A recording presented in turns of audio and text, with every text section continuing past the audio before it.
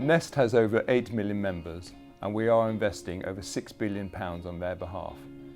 It's our role to ensure that we generate the best possible returns for our members in order to help them get the best possible retirements.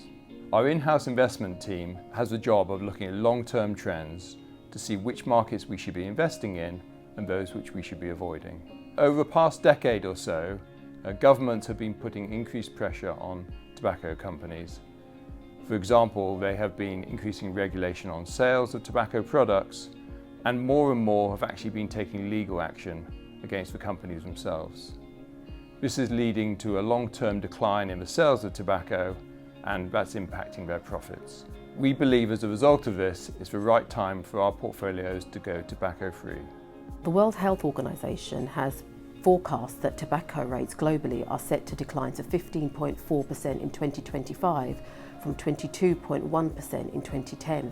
And this is based on all member states and 194 countries who are members of the World Health Organization intended that they will meet their global reduction rates for tobacco consumption.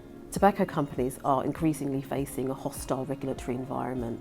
Governments around the world are rolling out tougher tobacco control measures, and this is having an impact on how tobacco companies can operate in respective countries.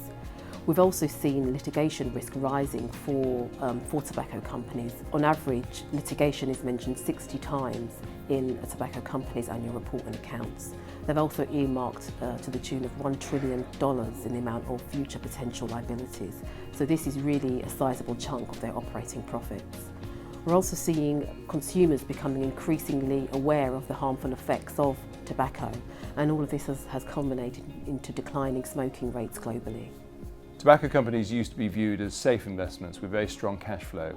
We now view them as increasingly risky. Recent share price performance, which has been very weak, bears this out. So we think by making our portfolios tobacco-free, we'll actually improve the risk-adjusted returns of our investment portfolios. We won't go tobacco-free immediately. We plan on doing this over the next 1 to 2 years. We've spoken to our fund managers, we have their support, and they will be implementing this gradually.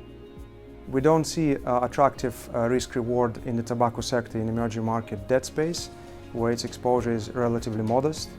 Nest's decision to go tobacco-free is consistent with Amundi's policy of reducing tobacco exposure.